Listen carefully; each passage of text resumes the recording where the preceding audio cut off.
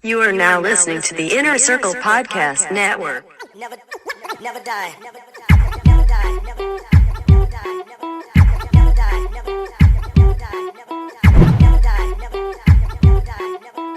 All right, it is Friday, but before we get into today's podcast, I'd like to thank my podcast sponsors. Look, if you want to learn how to lose weight, feel great, get in shape, the hardest thing is learning how to eat and eat correctly. What to eat, how to eat, all that good shit. Well, guess the fuck what? If you want to learn how to do it correctly, you can do this with John Anderson's Thrive Body Transformation Program. Look, he will teach you how to do these things. Line it up as easy as possible. And the great thing is this is not a diet. This is a lifestyle change. This is a transformation. This is something that will change your mind on how you eat, when you eat, and what you eat, and make it fit for your life. And you can do this with John Anderson's Thrive Body Transformation Program. Just use the link in the notes. It really helps me out. CH Concrete, serving the San Francisco Bay Area. That is CH Concrete, serving the San Francisco Bay Area. No job too big, no job too small. Residential, commercial, does not matter. CH Concrete can help you. Just mention the Angry Dad and they'll take care of you. Pit Boss Grills brings the heat to the barbecue market. Bigger, hotter, heavier grills. I got two. You can get one for yourself.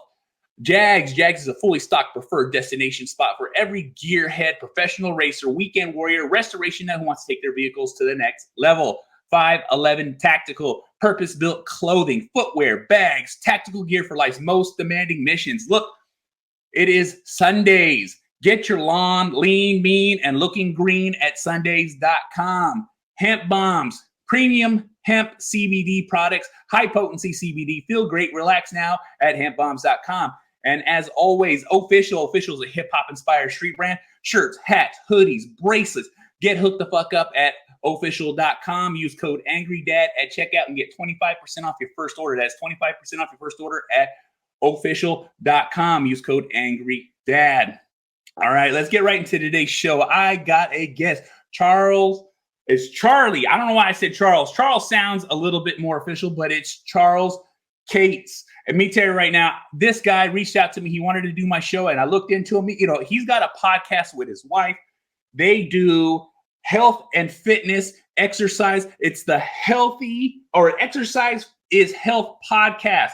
It is fucking great. I got through it. I listened to the Dave Aubrey podcast, and it was fucking phenomenal. He's also written a book, Exercise for Life's Methods. Like, that's what I love. That's who I am. I love to exercise. And you know what? Why wouldn't I get somebody that does the exact same shit as I do? All right. Awesome. Ben, thanks so much, man. I appreciate you having me on. Oh, yeah. No.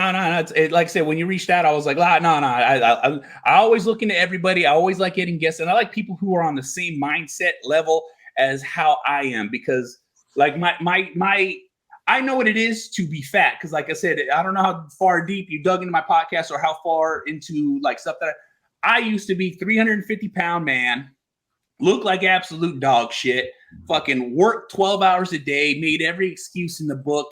You know what I'm saying? I've had every health issue from fucking here to there to fucking stop me. But, you know, exercise is my life, training is my life, and taking care of my health is my life. And so I love it when we can get people that, like I said, I'm 40.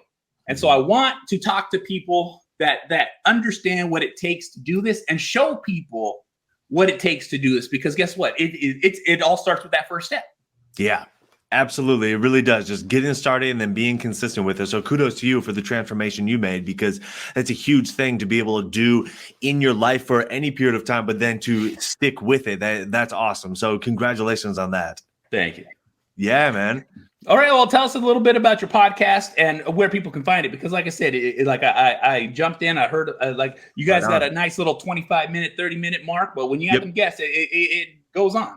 Yeah, exactly. No, for sure. So my wife and I started it back in 2018. It's called Exercis is Health. You can find it on Apple Podcasts, Spotify. We just started doing a video version of it that we're putting on YouTube. Started that kind of around February or so.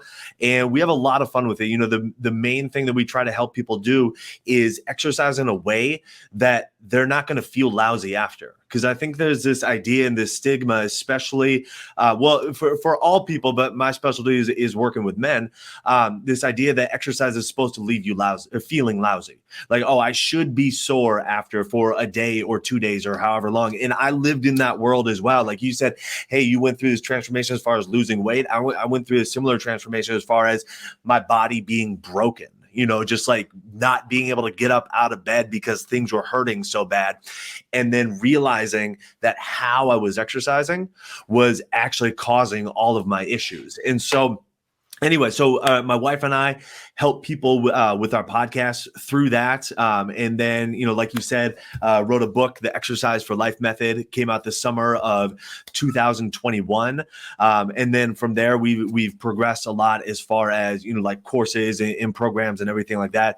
We have a personal training studio in the northwest suburbs of Chicago. And we got 2 little kids, and man, they are so much fun. And so I realized that as a father, not only do they keep you busy from a schedule perspective, but they keep you moving.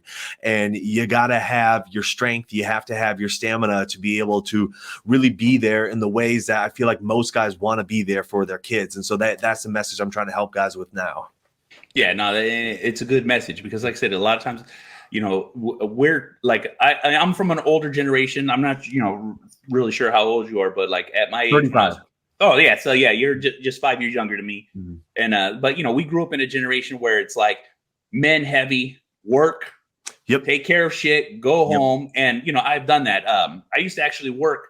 I want to say like a good decade of my life, I worked in a foundry, and I worked 12 to 17 hours a day, no questions asked, made good money. But the thing is we get into these conversations. Most men get in these conversations. I'm at work more than I am at home. This is more my family than I see you guys more than I see my family. And then it's a disconnect that happens, and it's not good for the mental health because like when you leave your house and you go to work, you feel more comfortable at work, but yet you're not at home. So you have that like it's not, you're comfortable, but it's not the same. You know what I'm saying? Like the environment's changed. So like I definitely fell into that little slot of like work is my life, and I have no joy outside of my job. And like I said, and that took me to a downward spiral. You know what I'm saying? Like even a lot of us don't even know what depression or anxiety is, or even what it feels like. You know what I'm saying? Most people can't even tell you the definition of what any of those are. And, I definitely fell into those traps. And when I fell into those traps, I, completely ballooned up. All I did was eat, sleep, and work. And that is not good for anybody or anybody's mental state or even physical state. Yeah. And it's one of the things that I always preach and talk about here is like understanding the line and that difference in it. And like I said, and one of the main things too is like that physical exercise, because people like, my job is my work, my workout is my job. And I'm like, you can't say that because it's something you're physically doing every single day. So your body's completely used to it. Right. Exactly. And one of the ways that we like to categorize exercise is we think that exercise is just, getting up and moving around and being physically active. And that can certainly be part of it. But what I would want to challenge people to start thinking is of a new definition of exercise. And the way that I like to define exercise is challenging your muscles with the intent of improving the health and function of your body. And so if you're, doing stuff all day at work, you're working your muscles, you're challenging your muscles, everything like that. But the intention of improving the health and function of your body isn't there. And having that intention, it makes a dramatic difference, because when you start to carry that intention, so you're like, okay, I need to now actually go to the gym and go to workout or work out from home or do something else. Now, all of a sudden you're doing an activity that is designed to improve the health and function of your body. So you are building your body, you are building your strength, you're building the thing that you're going to go use now when you go and work. So we kind of categorize, think of exercise as like 3 different ways. We call it move, build, restore. So what a lot of guys like what you're talking about get caught up in is this cycle of move, where you're doing the physical activity all day long, but you're not doing the build, meaning you're not lifting weights, you're maybe not doing specific cardio where you're truly trying to build the health and function of your body. And then you're also not doing the restore activities, whether that's something like muscle activation techniques, massage, chiropractic, focusing on your stress management, everything like that. All 3 of those components are really important to have a healthy muscular system, which is important for your overall health and function. Yeah, no, which it definitely is. And one of the things too is like, I train a few people, and I like I said, I'm super into huge fitness. I'm 6'5". I'm still 300 pounds, but it's a completely different shape of 300 Yeah, pounds. yeah. And so, one of the things that I always learn is there's a lot of misconception, or like a lot of not bro science, but what it is like, I used to be an athlete. I used to work out. And the thing is like, no, you didn't. You learned something you saw on TV, and you just saw someone else do something. So you go through the motions. And when you go through those motions, you never learn proper technique. So you just think you are doing, because like I said, there is a difference between understanding how to lift weights and understanding what weightlifting is. You know what I'm saying? Because people can go in there and just bang weight out, and they're just moving and shaking and feeling like they're really doing something, but they're not activating anything.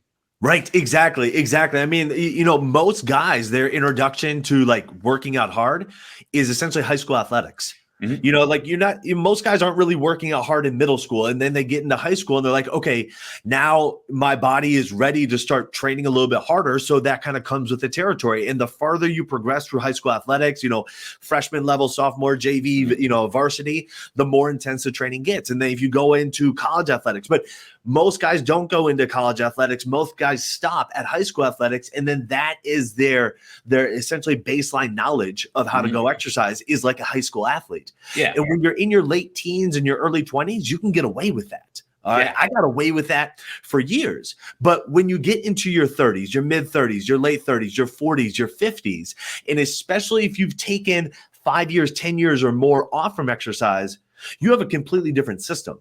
You have a completely different hormone profile. You have completely different, muscular endurance. You have completely different strength levels, whether they're better or worse. But if you try to apply those same training techniques to this body and this system that you now have, you're setting yourself up for injury. And this is a cycle that I see so many guys get into. They're like, okay, well, I'm going to start working out again. It's like, okay, awesome. They go back to what they're doing in high school or some version of that because that's the last thing they did and that's what they know. And then they're like, oh yeah, I forgot that exercise makes me really sore. And as soon as they have that feeling, now all of a sudden they have to ask themselves the question, is it worth it? Is it worth it to keep pushing through the soreness, to keep, going through? And eventually, for most people, when they ask themselves that question of, is it worth it? Their answer ends up being no. And the day that it becomes no is the day they decide to stop exercising. And the day they stop exercising, the day they stop getting the health benefits of exercising, stop getting the strength benefits, stop getting the cardiovascular benefits, everything else. And that's the day when guys' bodies start to go downhill more dramatically than they did. So the shift that needs to take place is, instead of thinking, okay, well, I need to exercise in a way like I did when I was younger. It's like, no, I need to match my exercise to where my body's at right now and use my exercise today to set me up to come back and work out again tomorrow, not to deplete my body, but to get into this consistency thing. And that's where guys can actually make dramatic shifts in their strength and their performance and how they're feeling by just their shift in mindset of how they're thinking about and approaching exercise. Oh yeah, no, that's one of the things that I always come across. Is one of those things that I always see is like, like I said, everybody that I've ever trained, anybody who's ever worked out with me, I always tell them, don't do what I'm doing. You need to do what you're doing, and I'll correct you as we work out. And the thing is like, a lot of people want to feel strong and look strong, so they're just going to bang out weight. And I'm talking about they're going to go heavy, they're going to be sloppy. And one of the things I always tell people is control. Everything is control. Just like you said about setting yourself up, it's getting the right rep, getting the right set, and practicing safe sets. Those safe sets build the strength and the foundation in the body that you need and want to get you to the next level. And the thing is, too, is like, you're going to feel sore, you're going to feel exhausted. But the thing is when you're not training properly, that exhaustion and that soreness that you're feeling is not good. It's completely negative to what you're doing. But the thing is if you've trained right and you've hit that peak soreness and you hit that actual like proper form, proper technique, the soreness is a little bit more different. It's an accomplished more feeling, because guess what? You didn't damage your body. You didn't damage your joints. You've literally only worked the muscle that you're trying to build. Yes, exactly. So, that was a big shift for me in my mindset. I mean, I played basketball through college, and by the time I was 24 years old, my body, like I said, my body was broken. And I mean that very literally, where on the outside looking in, I looked strong. I look athletic. I could deadlift 500 pounds. I could jump up and nearly touch my head to the rim. Like I was like doing all the things that I thought would be a marker of like, hey, this guy, is, like I say, is strong, athletic, and fit. But I couldn't get up out of bed in the morning without the entire right side of my body tightening up from my foot all the way up to my neck. I couldn't go for a run for more than 10 minutes without my body screaming at me to stop. And I had this question in my mind of like, if this is how I'm feeling at 24, is the rest of my life at 44, 54, 64, is it just going to be chronic pain? Is it just going to be surgery after surgery trying to repair my body back together? And I had this kind of identity crisis where I was like, well, at least right now, I know that I'm strong. And at least right now, I know that I'm athletic. And even if my workouts are the things that are causing me to feel this way, if I stop working out, I'm going to lose my strength. I'm going to lose my athleticism. So my only alternative, my only other option is to keep pushing through. Yeah. And I swear, man, there were like days where I was like, I'm one misstep away from rupturing my Achilles. I am one, misplacement away from rupturing my biceps. And it was like, well, I can't give up that identity. And so many guys have that identity crisis where they don't know what else to do aside from being like, well, I used to be an athlete and I still want to see myself as an athlete. So I still need to work out as an athlete. And so shifting their identity and shifting their viewpoint on exercise as something that should be enhancing their body and enhancing their life, and should not be this thing that feels super depleting and something that you have to spend hours and days trying to recover from. You can still challenge yourself, and you should still challenge yourself, but with an appropriate, within an appropriate level for your body. The response to your workouts completely changes. Oh yeah, no, I always tell people too, is like, it takes 1 month to change you. Mm-hmm. It takes 2 months to change what everyone else sees. Mm. And then it takes 3 months for you to see it. And that's the thing, is like, you have to be consistent. You know what I'm saying? Like I said, everything starts off slowly. Rome wasn't built in a day. Shit doesn't happen overnight. And the consistency, the thing is like, be like, I have these set days, I have these set times, and prioritizing your time for the important things. One of my biggest messages is always, you're number one. And if you don't take care of number one, no one else will, because no one else fucking cares. It doesn't matter if it's your wife, your kid. Everyone's always going to be worried about what they got to do. And then as a man and as a father, we put on the perception of like, we have to put everyone else first. And I always tell them, if you do not put yourself first and take care of yourself, what ends up happening is you put yourself on the back burner, and then you fall into these traps that you've laid yourself in. Like, oh, I don't got time to do this. I don't got time to do that. I can't take care of myself because I'm taking care of everybody else. Well, guess what? Shit rolls downhill. You take care of number one, everyone else will be taken care of. Yep, exactly. No, it's so true. It's so true. So, shifting the mindset away from like, hey, my workouts are like a challenge to my masculinity. My workouts are something where I need to prove myself every time I go in. Instead, thinking, hey, a workout is actually a time where, like you're saying, I get to take care of myself. I get to build myself to be better. My workout today should set me up to come back and work out again tomorrow.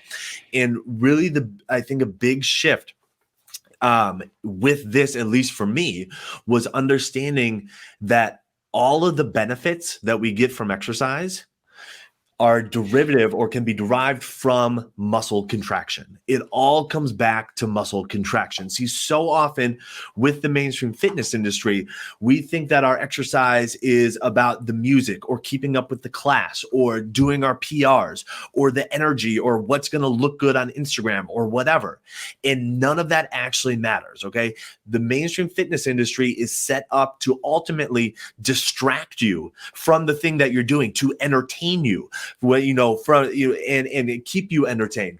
The problem with that is that it all serves as a distraction from the one thing that actually allows your health to improve. Health from a blood pressure standpoint, health from a rebuilding your brain standpoint, actually, allowing you to think more clearly, from a joint health standpoint, from a promoting longevity and warding off chronic disease and illness. It all comes back to muscle contraction. Mm-hmm. And so that was kind of the whole premise of my book, is that every single health benefit that we can get from exercise is a derivative of muscle contraction. And why that's so important is because when you go into your workouts, now all of a sudden you can start thinking, all right, well, instead of this is being about depleting my body, this is just about challenging my muscles. The more I can challenge my muscles, the more of these health benefits I'm going to get, the stronger I'm going to get, the easier time I'm going to have building and maintaining my muscle, the more resilient I'm going to be to chronic disease, the more resilient I'm going to be to injury, the greater longevity I'm going to promote for myself. And it's just a shift of, instead of thinking about everything else that's going around you while you're exercising, focusing in on yourself and focusing on challenging your muscles. That's it. And, on a bro science level, like I said, the majority, I've never been trained. I've been classically trained on how to work out, how to bodybuild, how to power lift, how to do all these different aspects of training. But the one thing that I've learned from everything is just like you said, the contraction, it's muscle connection, mind-muscle connection. Yes. The mind-muscle connection, once it is made and once it is tapped into, your workouts change because you're no longer chasing the rep, you're chasing the pump. And once you chase the pump, and then you get the muscles full of blood, because a lot of people don't understand this. There's a thing called RICE. It's relax, ice, and and all this. But we've learned that, and there's been studies that shown that ice literally stops healing. Because if you have no blood in where you're hurting, what's going to end up happening is the blood is just pulling away, and there's no muscle rebuilding, no muscle healing. There's nothing there. So a lot of times we put heat. I use heat, and that heat helps recover. Yes. That's awesome. Yeah, that's awesome. No. You nailed it. If you can go into your workouts and instead of thinking about, so the thing that I like to say, and I'll get back to the point I was going to make. The thing that I like to say is you can lift a weight 100 times. It's still going to weigh the exact same amount. So don't think about going in and thinking, oh, I need to lift this 20-pound dumbbell however many times, because at the end, it's still going to be 20 pounds. The weights don't change. So don't go in focusing on the weights when you work out. The thing that changes is your body. And the way your body changes is through challenging your muscles. So just like you were saying, that was exactly it. You need to keep your focus on the squeeze. When you keep your focus on the squeeze, on making that mind-muscle connection, a few different things are going to happen. Number one is you're going to start interpreting the signals that your body's telling you a lot easier because you're focused on them. It's just like right now, me and you are having a conversation. I'm focused on what you're saying. If I'm not paying attention, I'm not going to hear what you're saying and not going to be able to interpret it. And then I'm not going to be able to respond as well. The same thing goes when you're paying attention to what's going on with your body while you're exercising. You can interpret like, oh yeah, I should change how I'm doing this because my biceps is starting to whisper to me a little bit that maybe it's not liking what we're doing. And so instead of waking up the next day feeling like you got an ice pick shoved through the front of your shoulder, you can be like, oh yeah, no, I changed what I was doing or how I was doing it, and now my body responds a lot better. It's going to reduce your recovery time. It's going to reduce your chance of injury just by making that mind-muscle connection. The other thing it's going to allow you to do is be more respectful of your personal range of motion. One thing that a lot of guys get caught up on is this idea of doing like a real squat or a full range of motion, whatever, push-up, squat, whatever it is, right? Like there are these arbitrary, oh, you need to go this low in order for it to count. I mean, you go on YouTube and you read the comments and everybody has an opinion about it. But the only opinion that matters is the opinion of your body in that moment. And if you're looking in the mirror and thinking, well, I need to get below parallel in my squat, but your body's saying, no, you need to stop 5, 10, 15 degrees above parallel. Otherwise, your knees and back are going to be hollering at you. But because you're caught up on what's going on in the mirror, you're not going to be seeing that. You're not going to be hearing that. You're not going to be interpreting that. You keep your mind muscle connection going the entire time. You'll notice, oh yeah, my body says I should stop a little bit higher today. And that's great. Stop a little bit higher. It doesn't mean that you don't get any benefit. You get huge benefit, and actually you'll get more benefit because your body's not seeing what you're doing as a threat to it. It's seeing like, okay, we're working within the bounds that we have today. So that idea of squeezing your muscles, man, that is everything. That's like the first thing that I try to tell my clients when working with it. You got to keep your focus on squeezing your muscles. Oh yeah, no, it takes time for it to be learned. Definitely, and it doesn't happen overnight. You got to literally like little at a time, and then it picks up because, like I said, that's why you got to start off light. Yeah. And then you build up to that heavy set. Once you build up that heavy set, like every muscle fiber is firing and hitting. And once it is, then you're going to be able to even hit that. And a lot of times too, is like even with depth or like the position, everybody's stance is different. Everybody's position is different. It doesn't, you don't have to mirror nobody. You got to go what's natural for your body. Because when you go natural for your body, it'll hit right. Yep, exactly. I've seen so many guys end up getting injured from their workouts because they're taking advice from people who are outside of their body, who are well-intentioned, but they're looking at what they're doing saying, oh, you know what? You need to try to get a little bit lower, or, this won't count in a competition. So you really got to work into that. And look, if you're doing something for a competition has standards, they have rules, and I understand that. But exercise should not be sport, okay? Exercise should prepare you for sport. And so it's something that exercise that you do to be able to do your sports. But if you're treating your exercise like a sport where there's certain rules and standards and everything else you have to meet that are all external and outside of your body, that's when you're going to have an increased likelihood of injury. That's when you're setting yourself up to not feel well after you work out.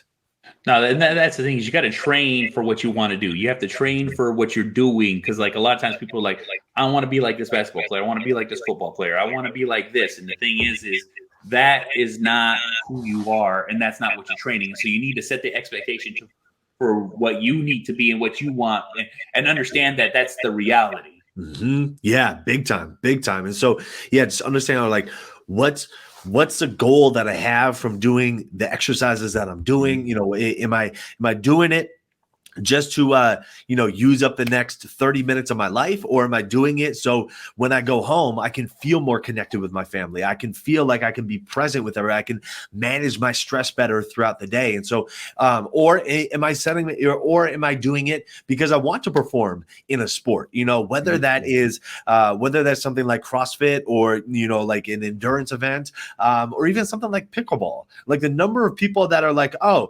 I play pickleball as my exercise, and then they're like, they got all these shoulder issues. And, everybody who plays pickleball has everything wrapped up all the time because it's like the pickleball isn't helping your joints become healthier. It's getting you up and moving, which is great. But that's just that move component that we talked about. It's not that build component. So you still need to do the exercise outside of there to then go prepare your body so you can go play the pickleball without it feeling like it's taking such a toll on your body.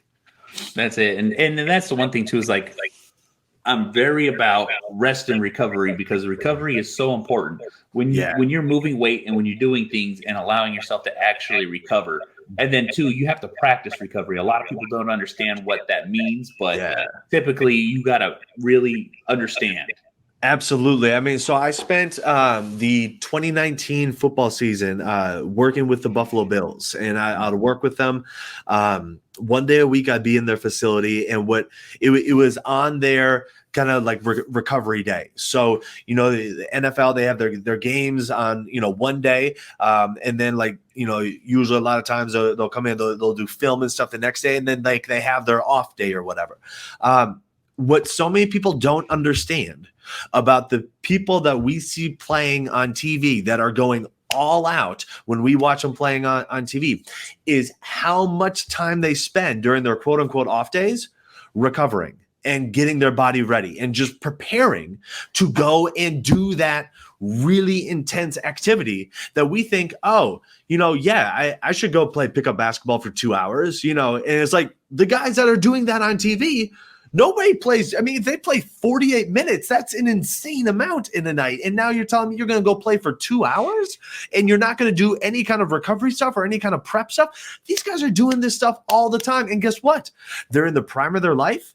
And genetically, they're way more predisposed to be able to handle this stuff. So for guys, when we look at, okay, well, I don't really want to go to the gym or whatever. I just want to play sports. It's like, that's fine if you want to play sports, but you need to make sure that you're doing something outside of there to, like you're saying, help your body recover and to prepare you to go and play the sports. Because the people that you see that are playing the sports, like actually playing them at a high level, they're spending the majority of their time recovering and preparing to go play the sports. Mm-hmm. And like I said, they are genetically predisposed to go do that stuff really well. And they're at a prime in their life when their body can tolerate doing that stuff really well. If you're cutting those two things out, the preparation and the recovery, you're setting yourself up for some issues. Yeah, no, you definitely set yourself for issues when you're doing stuff like that. It's like I always tell people to, like, there. Even when you work out, you have to space certain workouts between different kinds. Like if you're doing chest, guess what? The next day, don't do shoulders. You know, what I'm saying? If you're doing back, try not to do so much on the bicep. It's like there's so many different aspects that you have to separate and knowing these things. It's one of the most important things about having a program. Yeah, absolutely. Absolutely. And working in, working in specific recovery days. And then a tactic that I've been using since my senior year of college is I'll actually do what I call a whole deload week. And so again, kind of getting into the psychology that a lot of guys have is like, well, if I'm going to go work out, I have to crush it. And it's like, whoa, you don't have to go crush it or try to every time you work out. And so what I find works really well for myself and has worked really well for a lot of people that I've helped to train is this idea of a deload week. And a deload week is a week, literally a calendar week where you go and you'll do the workouts that you would normally do, but you do about 50 to 80% of the volume at about 50 to 80% of the intensity. All right. And you can do this for your cardio. You can do this for your weightlifting. So if you're used to, say, squatting 200 pounds or whatever, you say, well, okay, let's say 200 pounds for 10 reps. You'd say, well, okay, well, I'm going to do 50 to 80% of the volume. So that means you're going to do 5 to 8 reps and 50 to 80% of the intensity. So you do anywhere from 100 to 160 pounds. And you might be thinking, well, that's going to feel really easy. And that's the point. Because it's what it does is instead of taking a week off entirely and then trying to rebuild the habit of exercise and getting back into the swing of things, or instead of saying, well, I'm just going to keep pushing through and never giving your body that chance to recover, it's a planned week. I do it 3 weeks intense and then I take my recovery week. So once every 4 weeks, I'm doing this deload week. It's a planned week where you're still going and working out. You're still building the habit, but it's less intense. It allows your muscles to recover. It allows your nervous system to recover better. And then guess what? By the time that week ends, you're going to be itching to come back and start exercising more intensely again, because you're like, all right, yeah, now my body's ready. So you're absolutely right. Like you can't go and try to, hit the same muscle groups at the same intensity all the time. And especially as the years go by, you have to work in that planned recovery.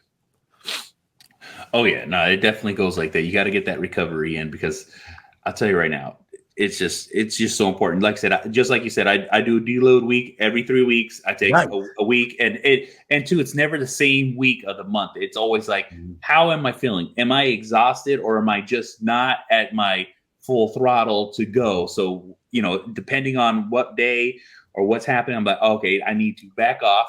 And once I back off, I come back. And then after you've had that deload week literally allows your muscles to like recover to the point where they're stronger now. What I'm saying? It's just one of those things. It's just until you've gotten that full strength back, And one of the most important things too is eating. Like a lot of people don't eat for the nutrition they want. Everyone always wants to lose weight. Everyone always wants to like look a certain way. But the thing is they're not eating towards their goals. I understand eating for pleasure because I'm a huge foodie. But the thing is like the majority of my food every single day is literally like not just weighed out, but it's set and ready. Like I eat 5 times a day. As soon as I wake up, I drink 8 ounces of egg whites to break my fast. Nice. And then 2.5 hours later, I eat 6 eggs, a bowl of oatmeal with a banana and peanut butter.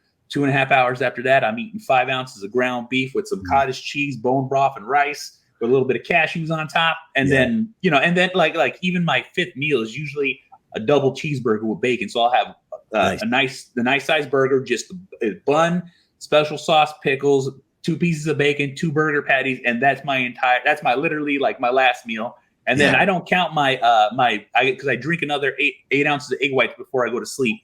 And when people say drinking egg whites, let me tell you something right now. If you buy Costco egg whites are cold pressed and set in a way where they're not slimy, they're not goopy, they don't have that texture that you think what egg whites would have. But guess what? They're meant to be drank. Yeah. You cook them, but they're also meant to drink. I put 2 scoops of Nesquik in there, and it's literally I'm having chocolate milk right before I go to bed. That sounds amazing. Fucking delicious. Yeah, exactly. And I do that every single morning and every single night. And then we have days where like, oh, I'm going to barbecue some ribs. Oh, we're going to go out to eat. Oh, it's perfectly fine to go out, but understanding that there needs to be a break, because I understand life is fast, life is crazy. Sure. And sometimes we don't have fucking time. Well, you got to eat what you can, but also be prepared for that day. Because like even when I go on trips, I take a cooler with me. I got water. I drink 4 liters of water at a minimum a day. Mm-hmm. I have my food that's going to be able to take care of me till I come home. And then that's just how it goes. A lot of people don't take that effort, because that effort is what will help you lose weight and look great. You know what I mean? It'll change body composition just by eating. You don't even have to work out. Right. No, absolutely. That's one of the biggest misunderstandings is people think, oh, well, if I'm going to lose weight, it has to all happen at the gym. No, the gym needs to be supporting the health and function of your body. But the losing weight, I mean, that's essentially entirely nutrition. So you're right on about that. I just made a note. I need to pick up some of those liquid egg whites when I go to Costco later this afternoon. So thank you for that. You're welcome. You're welcome. Yeah, that sounds awesome. You know, the thing about, especially with the eating, is a lot of times people will get in their heads that it's kind of like an all or none thing. And it's like, you know, and we see this all the time during the holidays, but a lot of people have this mindset, you know, throughout the entire year where they're like, well, you know, today just got off on a rocky start. So like, screw it. I'm just going to scrap the whole day. Yeah. And then they have to, and it's like, okay, look, can you do one thing to kind of set you up to go back in the right direction tomorrow, as opposed to just scrapping the whole day?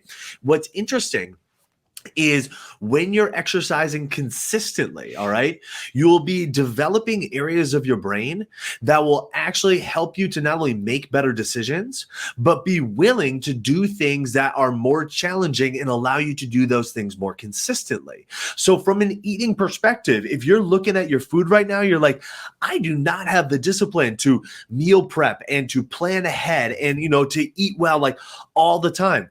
That, you know, I totally get where you're coming from with that.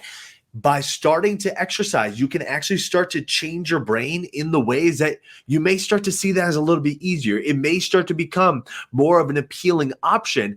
And then once you get the systems in place that you're talking about, then it's just like that flywheel gets going. You're like, okay, yeah, this just now becomes the thing that I do. It gets so much easier when you start, or once you get into the habit of it, but you have to take those first steps and start. No, it definitely is. And just like I said, you were just saying a second ago, there's a technique that I've learned in training and in helping people. And I call it the pop. You know, it's like a light bulb moment where, just like you said, when people start working out, they start understanding the need to do these. But the thing is that person has to have the realization of the correlation of the two. Like, I'm working out, but why am I not making gains? And then you could say something and suggest it. But then they're like, yeah. And that can go on for a couple of weeks, a month, whatever long. But as soon as they have a point, like, oh, yeah, I need to do this. And then all of a sudden, let me come in with the advice. Let me come in what you need to do. Because then that realization is it's their thought process of like figuring it out. And even though it's in front of your face, a lot of people can't make that mental connection, because that mental connection that they need to make is the physical connection to what needs to be done. You know what I'm saying? Because people, like, I have friends that are like, oh, I don't eat breakfast. I'm like, well, that's why you're not making gains. You know what I'm saying? That's why you're not, that's why you feel like shit, or I can't drink enough water. And I'm like, that's an excuse, because you can drink enough water. There's, you know, like I always tell everybody, 4 liters is a minimum for everybody in the world, period. I don't give a fuck. It'll help you lose weight, clear your skin, detox your body. It has so many freaking benefits, but people refuse to do it or don't even want to measure it. But the thing is they have to have that mental choice that clicks in their head, has that pop where it's like, oh, okay, I really need to do this. Yeah, absolutely. And a lot of times it part of the equation is giving themselves fewer options. All right. So when I had a woman come in once and she's saying like, you know what? I go to all these networking events at night, these business events, and I find like I just have to have a drink there, and not from like an addiction standpoint, but it's just like it's there. You know, I'm socializing. It's just you know, so I'm gonna go 2-3 nights a week during the week, and then like on the weekends, and you know, it's just something that I have to do. And so, okay, well, what if you were pregnant? Would you still be doing? Would you still be telling yourself that you have to do it then? Yeah. And I'm not going to pass judgment either way, but if the story then shifts in your mind of like, well, now, no, I wouldn't, because that's no longer an option for me. And instead, the only difference now is you're giving yourself the option. Yeah. And so when people have these stories of like, well, I can't do something, or it's really hard to do this. It's like, I'm not saying it's not challenging, and I'm not saying it's not really hard, but what's making it way harder is that you're giving yourself the option to not do it. All right. Yep. With exercise, as soon as exercise becomes something, as soon as not exercising is no longer an option for you, then the only thing left for you to do is to exercise. All right. So you may have heard this idea that the origin of the word decide, it means to essentially like cut off or to remove all other possibilities. So if you are wanting to exercise, you need to decide that you're going to exercise, which means you remove the possibility of not exercising, which means then the only thing left for you to do is exercise. As soon as you make that decision, you cut off all other possibilities. And then once those other options are no longer in your world, now this suddenly becomes a heck of a lot easier to be able to do those things, because there's no other option than to do it. That's it. That is definitely it. Because like I said, I remember, like I said, just when I was growing up, and like I said, I grew up in low income, everything, like single mom family, like 10 people to a 2-bedroom house. And like, there wasn't very many options. So the options were always either get it fucking done or nothing gets done. And so, I've always had that mental attitude where I'm either on or I'm either off. And, like even training and working out that on off situation, like once I turned that situation on for myself, because like I had a moment in time in my life where I was like, I want to do this, but I don't know how to do this. And I have no options to do this because I'm trapped. You know what I'm saying? I'm stuck in my situation. I can't get myself out, and I have no other possibilities.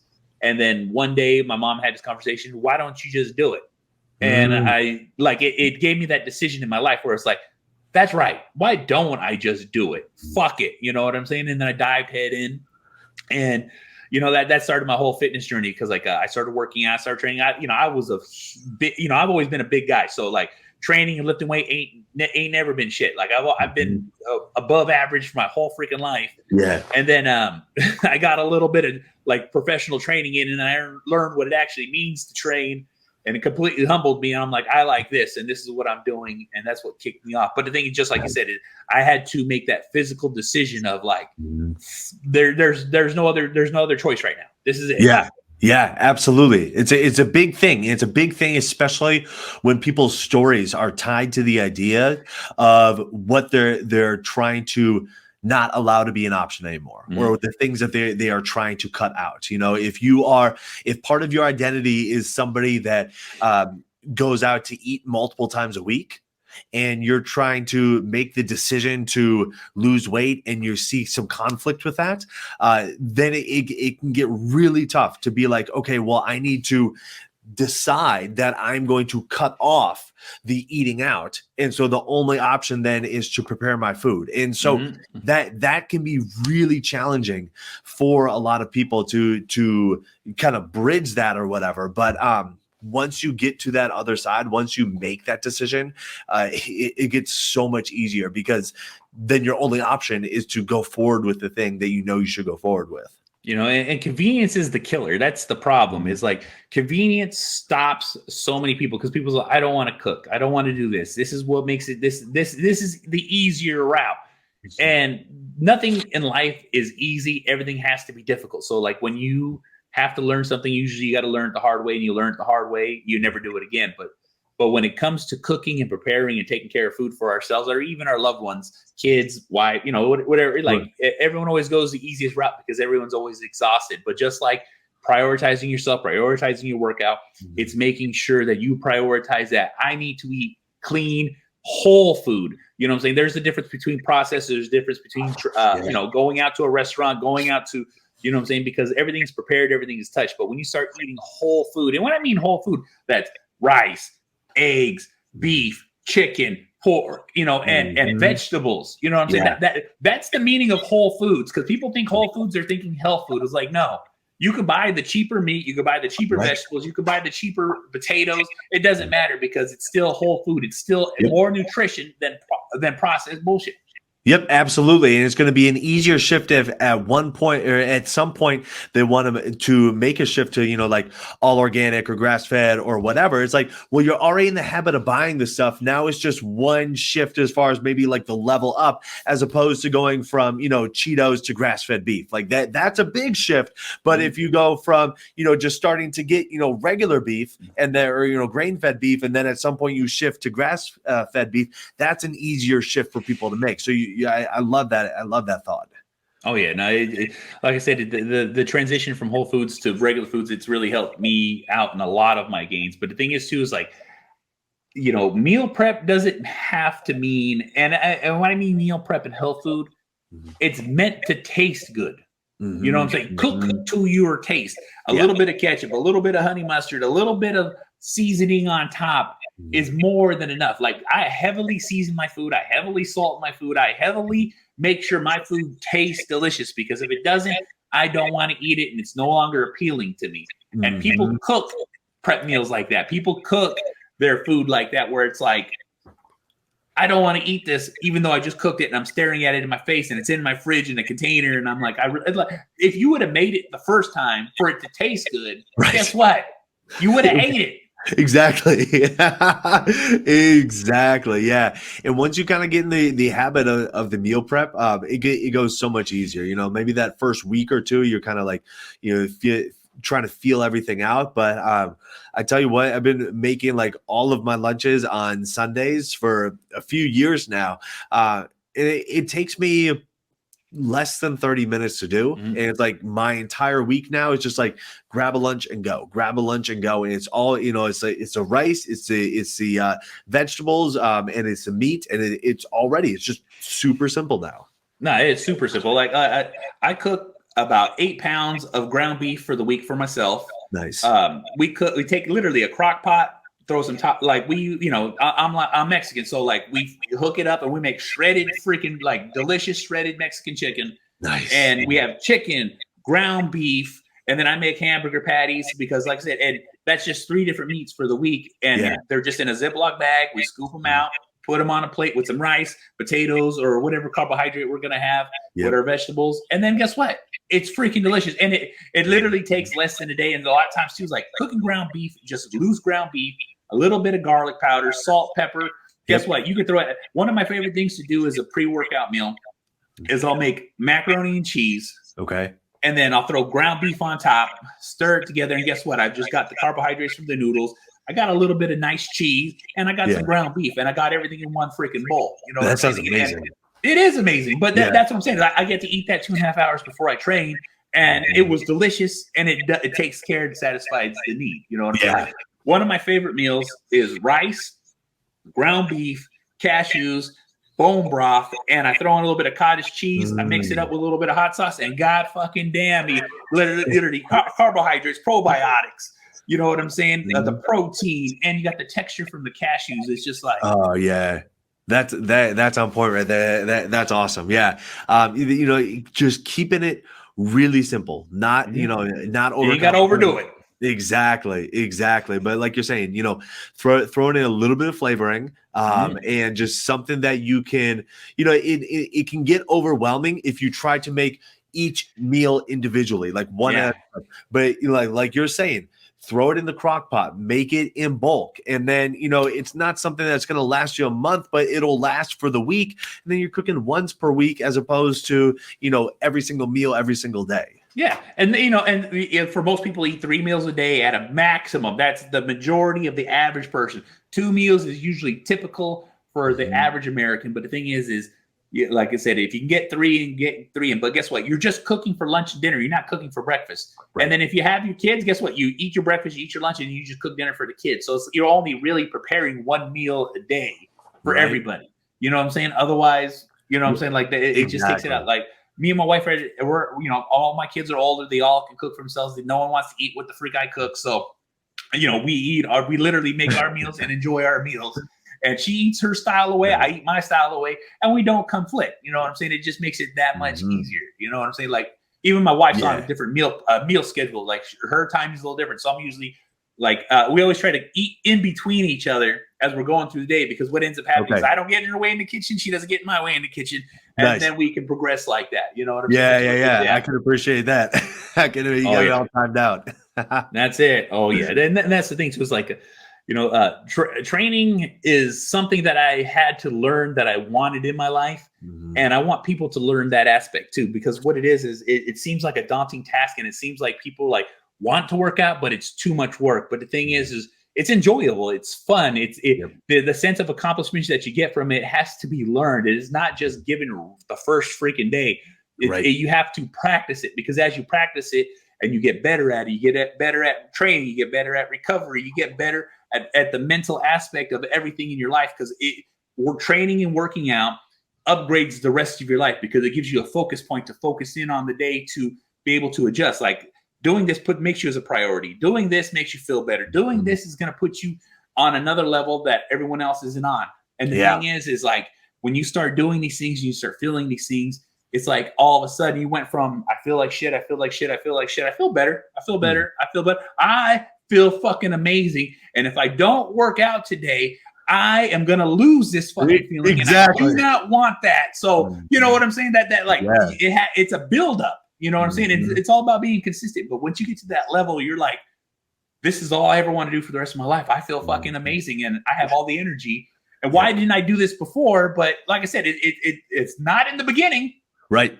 Nope. Exactly. It takes some time to work into, but that strength, that feeling of confidence, that feeling like Superman, like you did, your late teens and your early 20s, you can get that back to some extent, and you can get that back in full force in many cases. And you can keep that going throughout your life. But like you're saying, you need to get started and then find a way that you can do it consistently. And then that really is the name of the game, something that you can keep coming back to. Yeah, consistency is the key, everybody. So please understand that shit. I always say on this podcast, you're number one, take care of number one, because guess what? Number one can take care of everything else. That is true. I love that. Well, hey, it's been about an hour. I appreciate your time, brother. Thank you for coming on and discussing. Let people know where, I'll put all your links in the notes so everyone can find your book, find your info, find you, but let everyone know who you are, what the podcast and the book, and where they can get it. Right on. Thank you so much, man. This was super enjoyable. So, my name is Charlie Cates. You can find me on Instagram at Charlie Cates. Very simple. My link tree is on there, so you can find podcast and book right through there. The name of the podcast is Exercise is Health, and the name of the book is The Exercise for Life Method. And so again, that's all right in my Instagram bio. So if you just search me on there, you get all those links in there. And yeah, that's the best place to connect with me by far. And there you go. I'm the Angry Motherfucking Dad. You want to watch my shit? IGTV, YouTube. You want to listen to Spreaker, SoundCloud, Stitcher, Spotify, Google Play, Apple Podcasts, Podbean, SoundCloud, Deezer, iHeartRadio. This motherfucker's everywhere. You can easily fucking find it. Rate, review, like, subscribe, all that bullshit. It really helps me the fuck out. I'm also part of the Inner Circle Podcast Network, group of powerful podcasters out there sharing their shit. That is innercirclepn.com. Every one of our podcasts, every one of our platforms, make sure you check it the fuck out. We have shows as Creatures of the Night, The Hood Diner, The Untrained Eye, The Plunge, Failing Hollywood, Simmons and More podcast. Shit happens when you party naked too hot for the internet, so it has to be on Patreon/Team Almy. And I'll see y'all motherfuckers on the next one. Fuck.